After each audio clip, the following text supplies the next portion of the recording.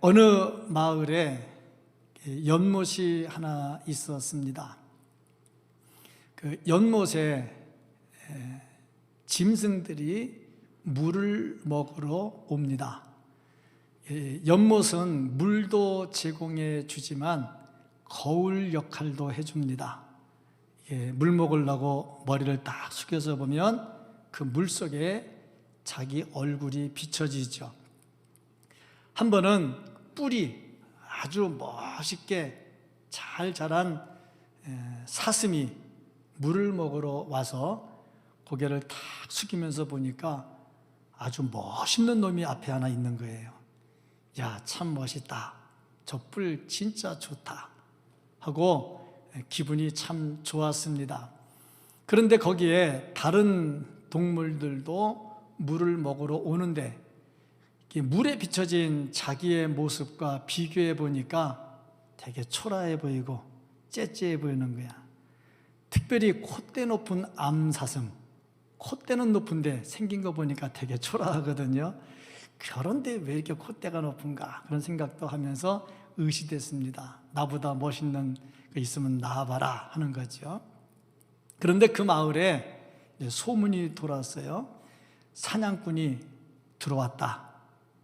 사냥하러 들어왔다. 소문났어요. 그러다 보니까 진짜 사냥꾼이 총 들고 돌아다니거든요.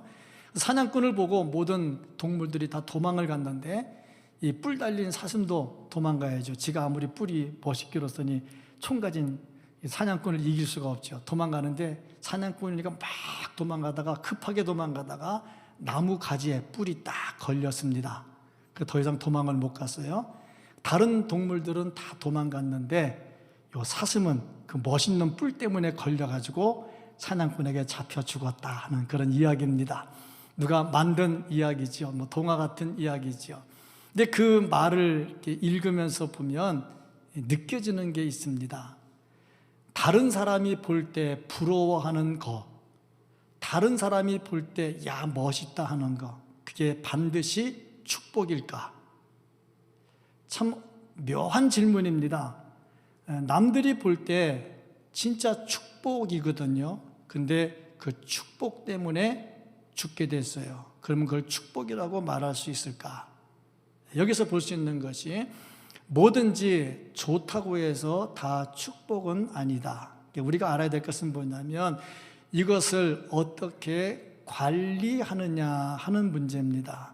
하나님께서 주신 그 아름답고 좋은 것을 잘 관리하면 축복이 되는데 그것을 잘 관리하지 못하면 오히려 그것 때문에 걸려서 죽는 저주가 되더라 하는 겁니다. 그래서 중요한 거 관리를 잘하는데 뭐가 관리 잘하는 거냐? 하나님께서 기뻐하시는 것이 무엇인가? 그거를 알고 하나님이 기뻐하는 길로 가고 하나님과 연결시키는 거다.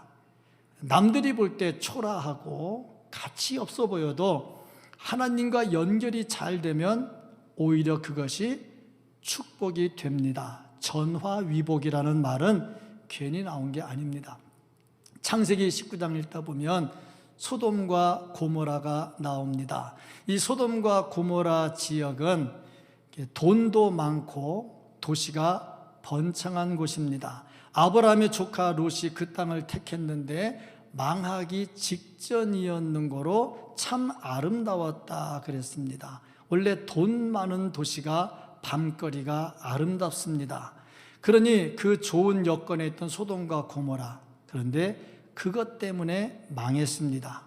과연 그것을 우리는 축복이라고 말할 수 있을까? 그리고 보니까 하나님께서 주신 좋은 여건이라 할지라도 관리가 잘 되면 축복이지만 관리가 안 되면 오히려 그것이 저주가 되더라 하는 겁니다. 이런 관점에서 오늘 본문 말씀을 보니까 히스기야 왕과 므낫세 왕이 나오는데 이 사람들은 하나님께 큰 복을 받은 사람들입니다. 그런데 이 복을 끝까지 간직하지 못했지요. 이 축복이 저주로 변하는 것을 볼 수가 있습니다. 오늘 21장 1절부터 9절까지 말씀을 봉독했습니다마는 이게 열왕기하 18장부터 읽어야 이 말씀의 맥이 풀려 나갑니다. 18장, 19장, 20장, 21장을 보면서 히스기야와 므낫세를 봅니다. 이들이 하나님께 얼마나 큰 축복을 받았는가. 그런데 이 축복을 왜 간직하지 못하고 이 축복이 저주로 바뀌게 되었는가 하는 겁니다. 이 말씀을 보면서 우리도 역시 하나님께로부터 받은 이 축복을 잘 관리해야지, 잘 관리하지 않으면 저주로 바뀔 수 있다는 겁니다. 이 말씀 속에서 하나님께서 우리에게 주시는 신령한 음성을 듣고 하나님께서 우리에게 주신 축복이 무언가를 찾고 아울러서 그 축복을 잘 간직하고 그 축복을 대를 이어 전달할 수 있는 은혜가 있기를 주님의 이름으로 축복합니다. 먼저 이 말씀을 통해서 볼 수 있는 것, 히스기야가 받은 축복입니다. 히스기야는 하나님께 복을 많이 받았습니다. 여러 가지 복이 있는데 제가 이렇게 성경을 묵상하면서 대체적으로 이렇게 몇 가지를 정리해 봤더니, 첫째로 믿음의 복이 있었습니다. 열왕기하 18장 1절부터 쭉 내려가면서 보면 히스기야의 믿음에 대해서 기록을 했는데, 정직했다. 지도자가 정직한 것은 큰 축복입니다. 한 나라의 왕이 정직했다. 지금 우리나라의 정치를 보면 정직하지 않다고 이야기를 합니다. 이 나라가 고통이 있으면 먼저 최고의 지도자가 죄송한 마음이 나오면서부터 시작이 돼야 되는데 그게 잘 안 되잖아요. 정치하시는 분들은 그거 잘 인정 안 하잖아요. 이게 정직한 모습을 가지고 있었다. 또 히스기야를 보면 종교 개혁을 했습니다. 철저하게 신앙 관리를 했습니다. 잘못된 우상을 전부 타파해 버렸지요. 믿음의 복이 있었습니다. 또 보니까 하나님을 철저하게 의지했습니다. 그리고 하나님과 연합한 삶을 살았습니다. 이런 신앙이 어디서 나왔습니까? 다 하나님께서 선물로 주시니까 이런 믿음을 가지고 살 수 있었던 거죠. 그래서 히스기야는 믿음의 복을 받았다. 또 보니까 기도의 응답을 받았습니다. 히스기야가 나라를 다스릴 때에 아수르라고 하는 강력한 나라가 있었고, 그 나라의 왕 사네립이 쳐들어옵니다. 랍사게라고 하는 군대 장관을 시켜서 점령하도록 합니다. 히스기야가 풍전등화와 같은 굉장히 어려움을 겪습니다. 이때 랍사게가 연설을 하는데 그 연설을 듣는 백성들의 마음이 막 물 녹듯이, 눈 녹듯이 다 녹아버리는 거예요. 막 흐트러집니다. 이러한 때에 편지를 써서 히스기야에게 보냅니다. 히스기야가 읽어보니 정말 대책이 없어요. 그래서 그 편지를 성전에 가지고 들어가서 하나님의 전에 올려놓고 하나님께 기도를 합니다. 하나님께서 그 기도를 들어서 응답해 주십니다. 이 과정에서 히스기야는 이사야 선지자에게 기도 부탁을 합니다. 자기도 기도하지만 선지자에게 기도를 부탁한다는 것은 그만큼 선지자와 관계가 좋았다는 겁니다.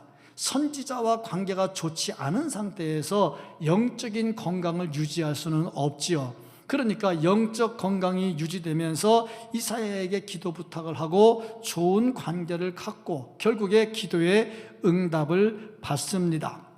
하나님께서는 당신의 뜻과 성도의 기도가 일치될 때에 즉석에서 응답해 주십니다. 히스기야에게 응답을 해주셨단 말이죠. 열왕기하 19장 20절 말씀을 보면 아모스의 아들 이사야가 히스기야에게 보내 이르되 이스라엘 하나님 여호와의 말씀이 내가 아수르 왕 사네립 때문에 내게 기도하는 것을 내가 들었노라 하셨나이다. 들어주셨다는 겁니다. 참 기도해서 하나님께서 들어주신다. 이 정말 얼마나 귀한 복일까.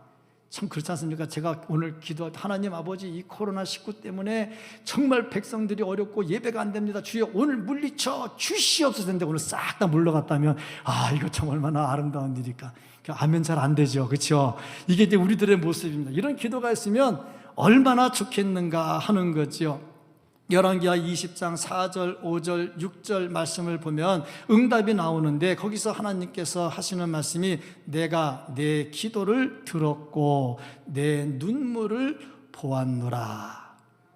그렇습니다. 기도를 듣고 눈물을 보았다. 하나님의 도움의 문은 언제나 열려 있습니다. 하나님께서 우리를 도와주시려고 하는 문이 언제나 열려 있어. 그 문이 기도를 통해서 우리에게 열려지더라 하는 겁니다. 기도의 응답을 받았다는 것은 큰 복입니다.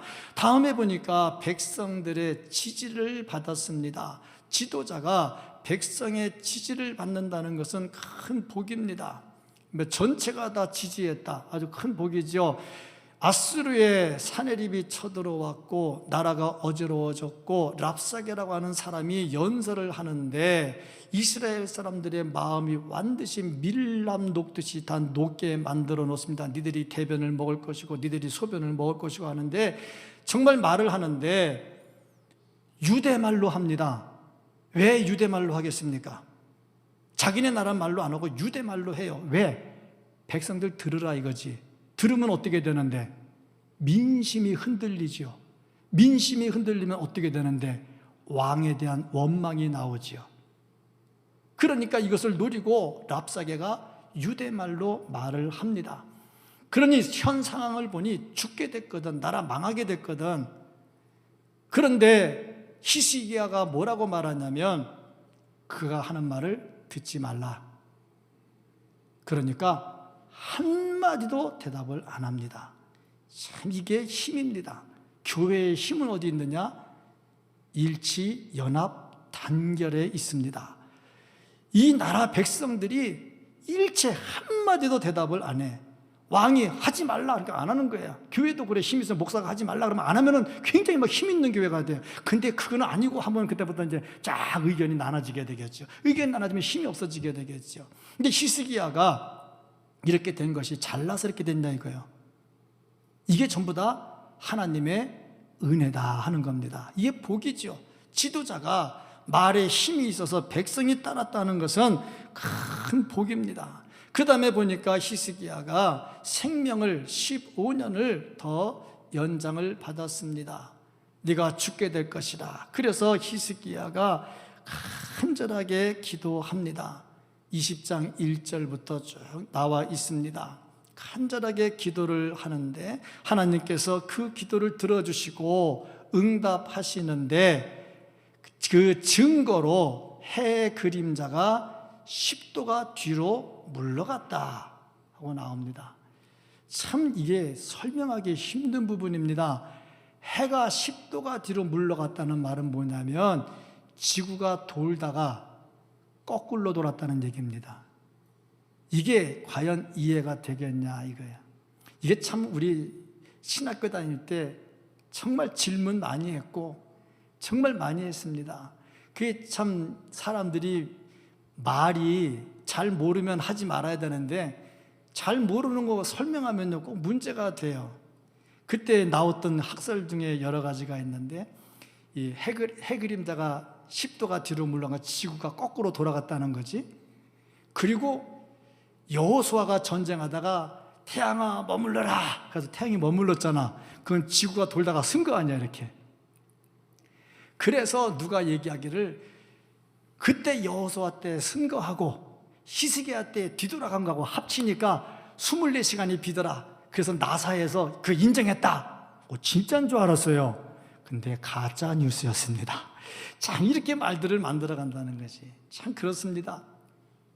이게 보면요 해가 뒤로 지구가 뒤로 10도가 돌아갔느냐 학자들의 설명을 들어보니까 지구가 거꾸로 돌아간 게 아니고 하나님께서 특별히 역사하셔서 이 광선이 해가 비추는 직선 광선이잖아요.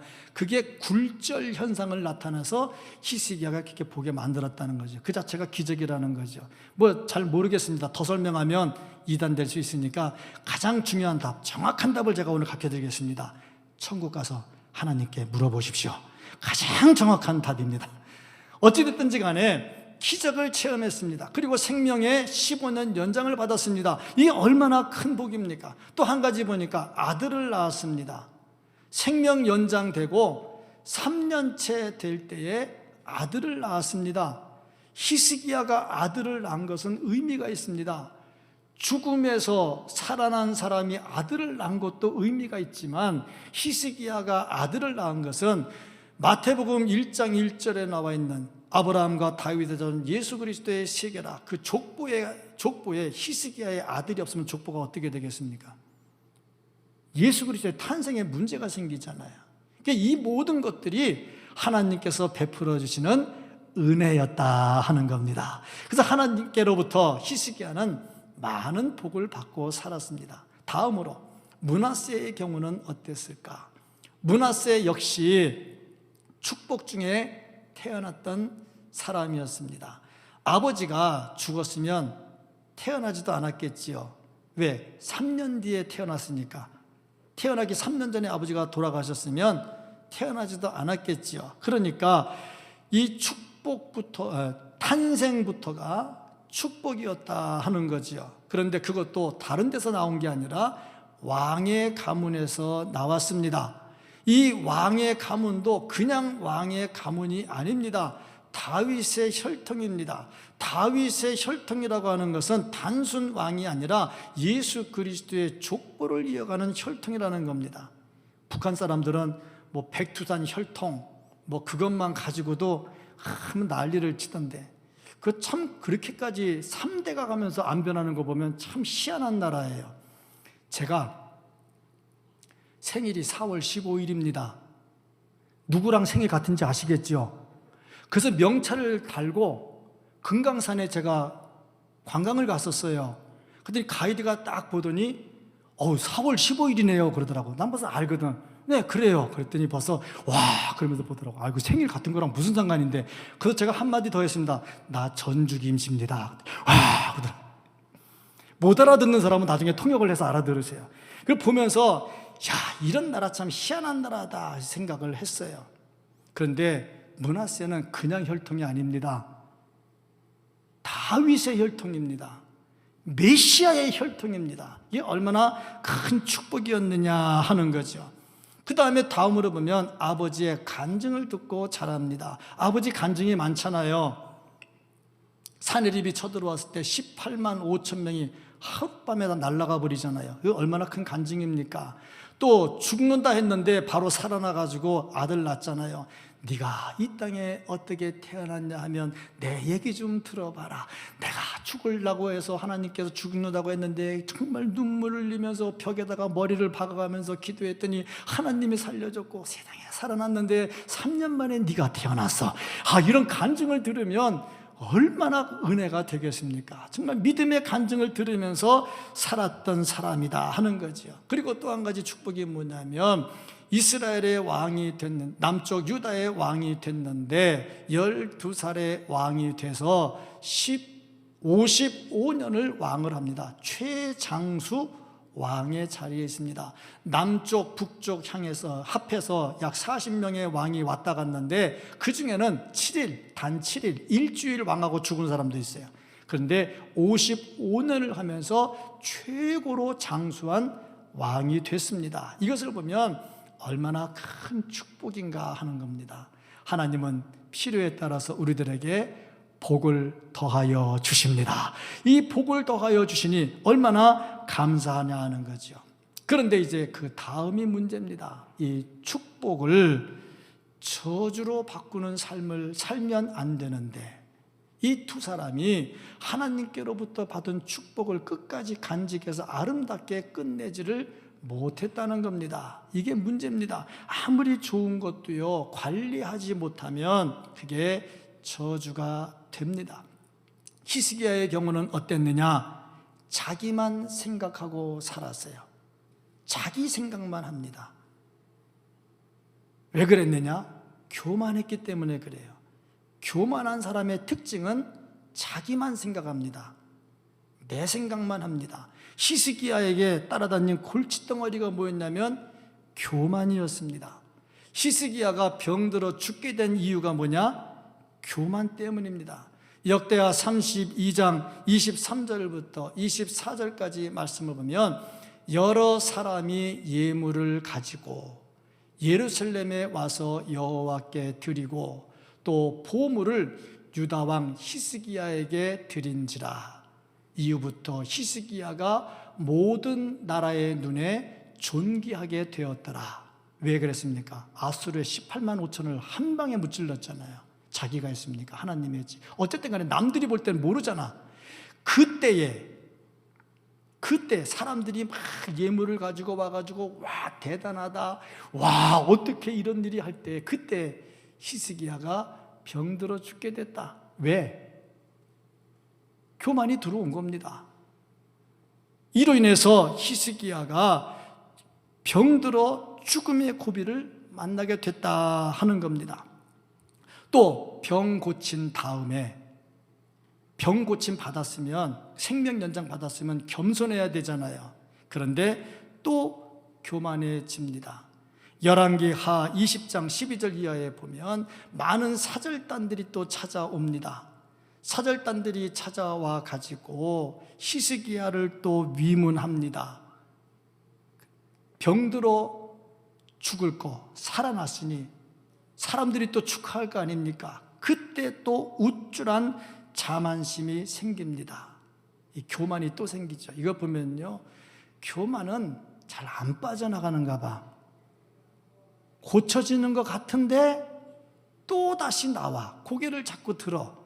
참 겸손하기가 쉽지 않다는 것을 볼 수가 있습니다. 이 교만했어요. 두 번째 히스기야가 뭐가 잘못됐느냐면 다음 세대를 생각을 안 해.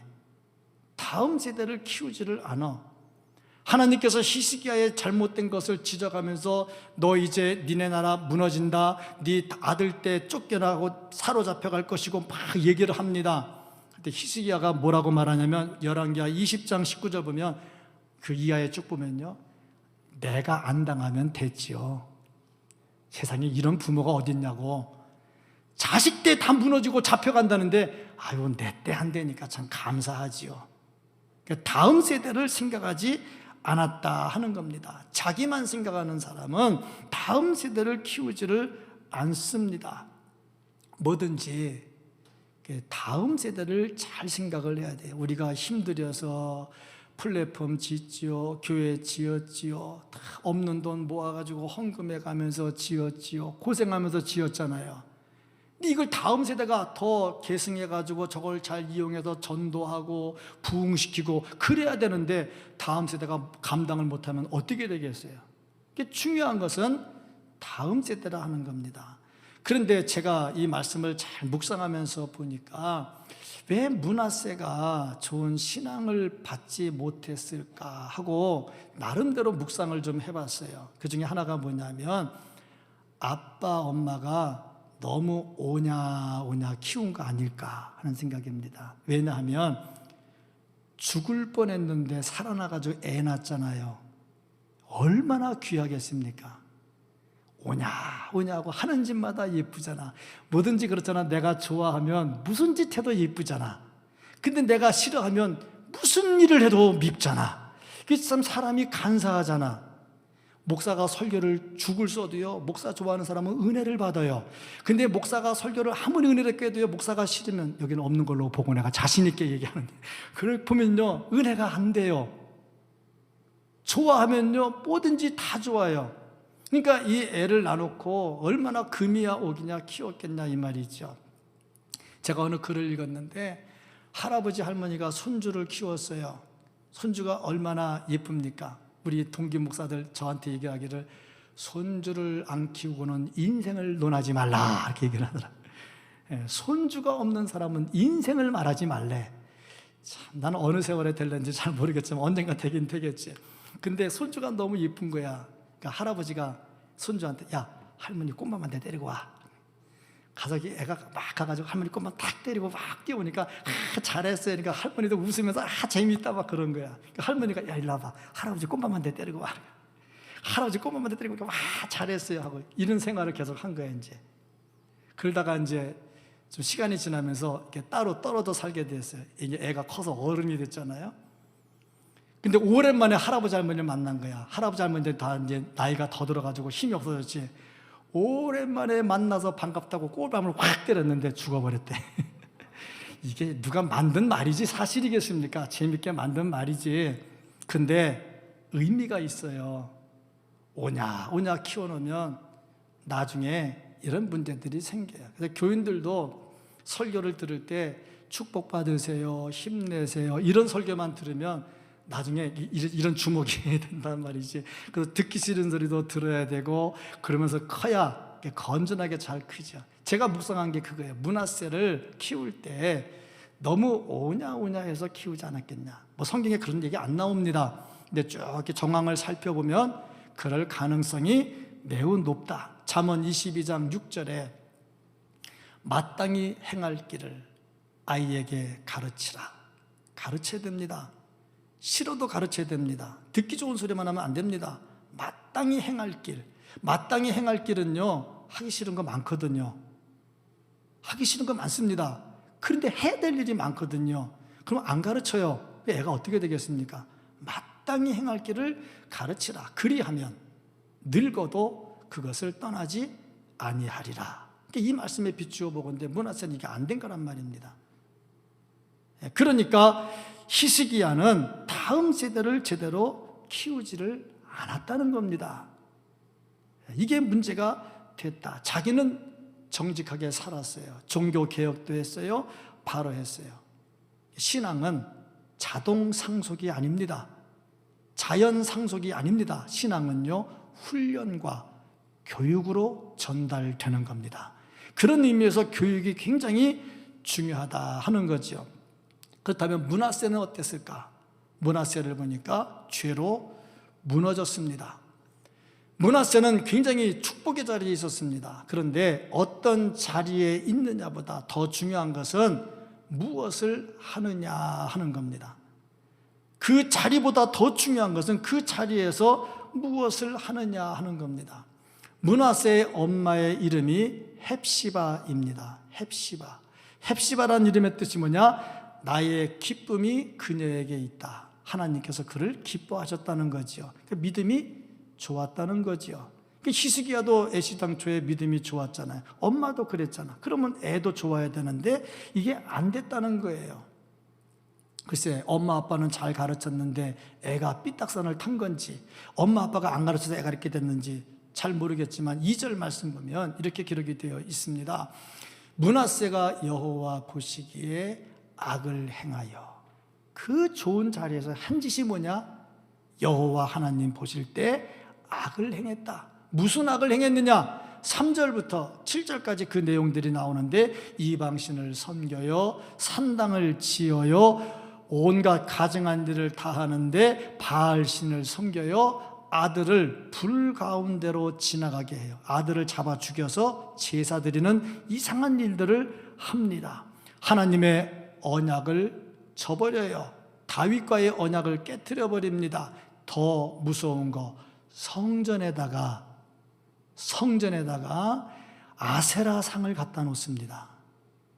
종교 혼합주의 되는 거죠. 종교를 믹싱시켜 버리는 거예요. 하나님하고 우상을 섞어 버리는 겁니다. 엄청난 죄를 범하더라 하는 거죠. 우상 숭배하는 자들은 일륜도 저버립니다. 어떻게 아들을 잡아 죽여서 제사를 드리냐고, 그런 일들을 막 행했다 이 말입니다. 더군다나 하나님의 백성의 나라에서 하나님의 백성을 인도해가는 왕이 그런 일을 했단 말입니다. 참 안타깝다. 우리나라 역사에도 보면, 이게 역사인가 신화인가 잘 모르겠습니다만은, 신라 시대에 성덕대왕 때에 만들어진 에밀레 종이 있습니다. 그 에밀레 종을 만들 때 이제 종을 자꾸 만들면 소리도 제대로 안 나고 자꾸 깨지니까 어떻게 하면 될까 하는데, 뭐 이렇게 뭐가 신이 들어왔는지 그 꿈을 꿨는지 해가지고 애를 잡아 죽여서 그 쇳물을 녹일 때 집어넣으라 그런 거 아니에요. 그래서 집어넣었더니 종이 잘 만들어졌다. 그게 에밀레 종이라. 이게 전설인지 뭐 제가 볼 때는 전설 같은 얘기인데, 이렇게 되고 보니 사람이 이렇게 미련해지더라 이 말입니다. 그러니 므낫세가 보니까 그렇게 어리석은 일을 행했다. 자, 이런 사람들에 대해서 성경은 뭐라고 그랬느냐? 심판이 있다. 고린도전서 3장 17절. 누구든지 하나님의 성전을 더럽히면 하나님이 그 사람을 멸하시리라. 성전을 더럽히면, 다른 거는 모르겠습니다만 하나님의 집 아닙니까? 하나님의 집을 더럽히면 안 되잖아요. 하나님의 집을 깨트리는 일을 하면 안 되잖아요. 하나님의 집은 세워가야죠. 그런데 이 시대에도 이렇게 성전에 우상을 집어넣는 사람들이 있다는 거 아닙니까? 누구냐? 이 몸이 성전 아닙니까?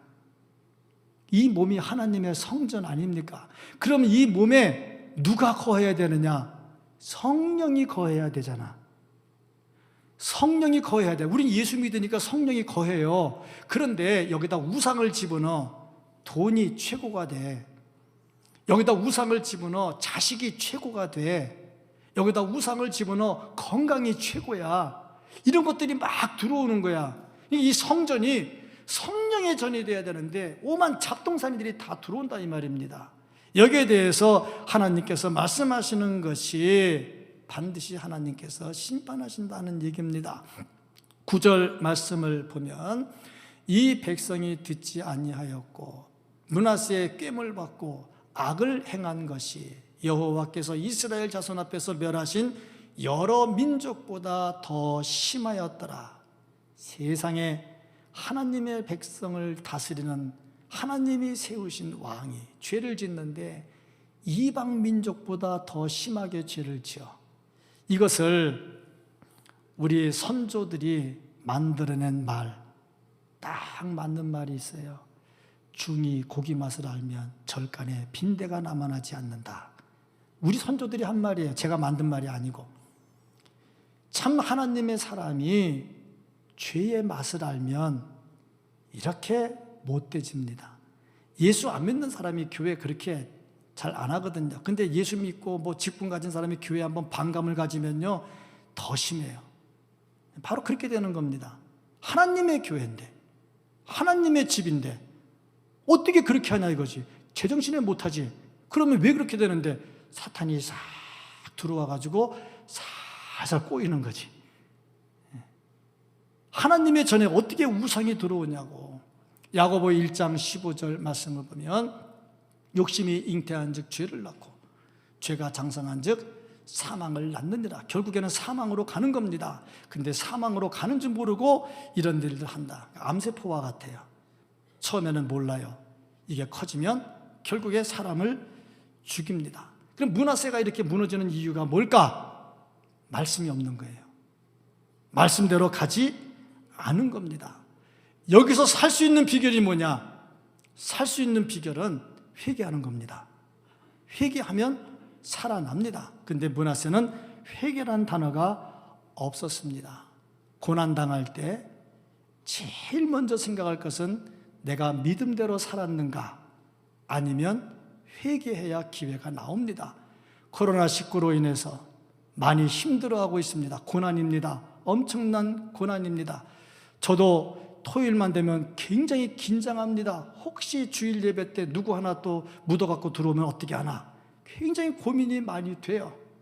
참 이런 걸 보면서 우리가 해야 될 일이 뭐냐면 회개해야 될 것들입니다. 뭘 회개하느냐? 우리 민족의 죄를 회개하고 우리가 짓는 죄들을 회개해야죠. 왜? 질병은 하나님께서 우리에게 경고하기 위해서 내리는 것이 많거든요. 지금 우리가 민족적으로 회개해야 될 게 있습니다. 하나님이 싫어하는 것을 하고 있잖아요. 어떻게 동성애, 동성혼을 법으로 만들려고 합니까? 하나님이 싫어하는 거잖아요.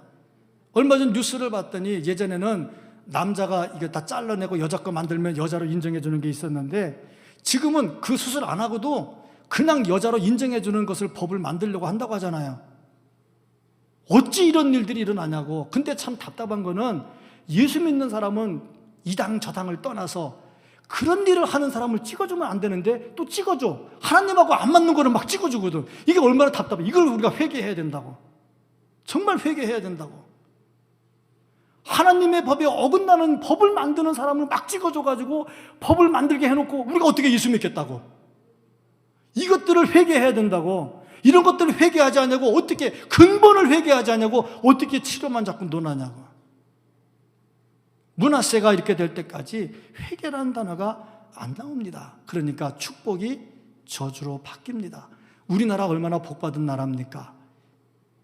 해방 이후에 6.25 지나면서 그 어려운 때 지나고 세계에서 손꼽히는 나라가 됐잖아요. 겸손해야죠. 말씀대로 가야죠. 하나님을 대항하는 일을 하면 안 되죠.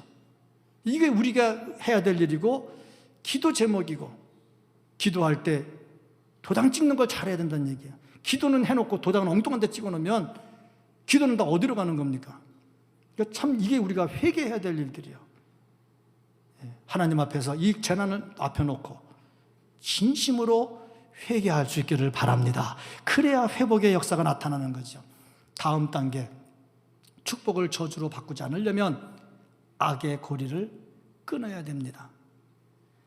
전염병은 사전에 차단을 해야 돼요. 그래서 지금 코로나19 이거 차단하려고 엄청나게 노력을 많이 하고 있습니다. 교인들이 앞장서서 이거 협력을 해야 돼요.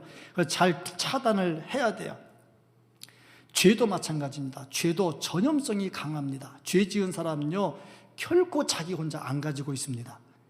어디에 불만을 갖고 있으면요, 절대 마음속에 혼자 불만 안 가집니다. 그 불만을 누구에게가 터뜨려가지고 그도 불만에 동참하게 만듭니다. 죄가 그래요. 나 혼자 죄 졌으니까 몰래 숨어서 이러면 안 되는데, 그러지 않아요. 이 죄를 자꾸 옆에 전달을 해요. 그러니까 사전에 차단해야죠. 우리가 이 코로나 막으려고 마스크 쓰잖아. 죄 차단하려면 입부터 닫아야 돼. 입부터 닫아야 돼. 손 깨끗하게 해야 되잖아.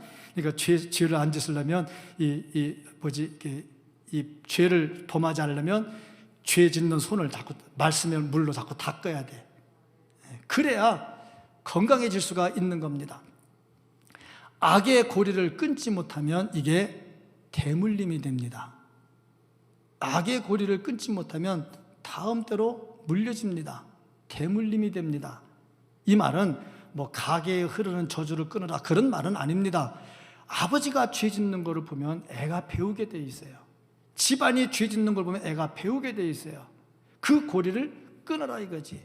므낫세가 이렇게 되니까 그 다음에 아들 아몬이 왕이 됐는데 아몬도 똑같이 악을 행합니다. 보고 배운 게 그거밖에 없잖아요. 그 다음에 이 악이 대물림 되면 축복도 빼앗기게 되더라 하는 겁니다. 남쪽 유다가 죄를 지었는데 망하지 않았어요. 왜? 하나님께서 다윗과 한 약속이 있거든요. 그 약속 때문에 유다를 망하게 하지는 않았어요. 그런데 이제 하나님께서 긍휼을 걷어가셔요. 긍휼을 걷어가시면 이제 유다도 망하게 되는 겁니다. 이 악의 고리를 끊지 못하면 받은 축복도 빼앗기게 되더라 하는 겁니다. 8절에 이미 약속이 주어졌어요. 다윗과의 약속이 있어요. 이 8절에 주어진 약속은 신명기 4장 25절, 26절, 27절에 있는 말씀을 그대로 한 건데, 여기 보면 말씀을 지켜야 된다고, 말씀을 지키면 하나님께서 이 나라를 지켜주시고 유리하는 백성이 되지 않도록 해주겠다고 약속을 했어요. 그 말씀을 지켜야지요. 안 지키니까 받은 것도 다 빼앗기게 되더라 하는 겁니다. 믿고 순종하면 축복이 오고요, 들어도 깨닫지 않으면요, 축복이 저주로 바뀌게 됩니다. 자, 그리고 한 가지 더, 하나님이 주신 것을 합당하게 사용하지 않으면 모두 다 잃게 된다는 겁니다. 하나님이 나에게 건강 주셨어요. 복입니다. 하나님이 나에게 달란트 주셨어요. 복입니다. 하나님이 나에게 물질 주셨어요. 복입니다. 이것을 하나님의 영광을 위해서 계속 사용하면 축복이 이어집니다. 그런데 이것을 합당하게 사용하지 않으면 결국에 그 축복이 저주로 바뀌게 되더라 하는 겁니다.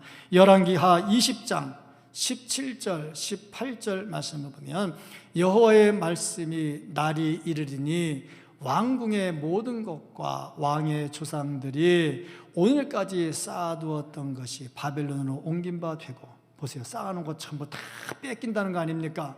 하나도 남지 아니할 것이요, 또 왕의 몸에서 날 아들 중에서, 왕의 몸에서 날 아들이 누굽니까? 왕자 아닙니까?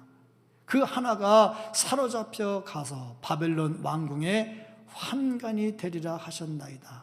축복을 간직하지 못하니까 완전히 저주로 바뀌게 되더라 하는 겁니다. 그러므로 어떻게 해야 될까? 축복을 저주로 바꾸면 안 됩니다. 축복은 축복으로 간직해야 되고 축복을 내 다음 세대로 전달해 주어야 됩니다. 그러려면 어떻게 해야 됩니까? 악의 고리를 끊어야 되겠죠. 어떻게 하면 이 악의 고리를 끊을 수 있습니까? 그런 사람과 상종하지 말아야지요. 코로나19 확진자가 내 옆에 왔다. 나는 건강하니까 내 건강으로 그 확진자를 고치지 들어본 적이 없습니다. 확진자가 내 옆에 오면 나도 옮습니다. 그렇습니다. 끊어버려야 됩니다. 확진자인 줄 알면서 같이 어울리면 신천지입니다. 그는 나쁜 사람들입니다. 안 됩니다. 죄의 고리가 그렇습니다. 우리가 축복으로 간직하고 물려주려면 죄의 고리를 끊어야 됩니다. 복 있는 사람은 악인의 꾀를 쫓지 아니하며 죄인의 길에 서지 아니하며 오만한 자의 자리에 앉지 아니하고 가는 데가 다르고요, 서는 데가 다르고요, 앉는 데가 다릅니다. 복 있는 사람입니다. 우리는 하나님께서 주신 복을 받은 사람입니다. 이 축복을 저주로 바꾸지 않도록 하나님과 함께 동행하면서 믿음으로 승리하고 우리의 다음 세대로 이 축복을 전달할 수 있는, 교육을 통해서, 훈련을 통해서 철저하게 전달할 수 있는 우리 모두가 될 수 있기를 예수님 이름으로 축복합니다. 아멘. 기도하겠습니다.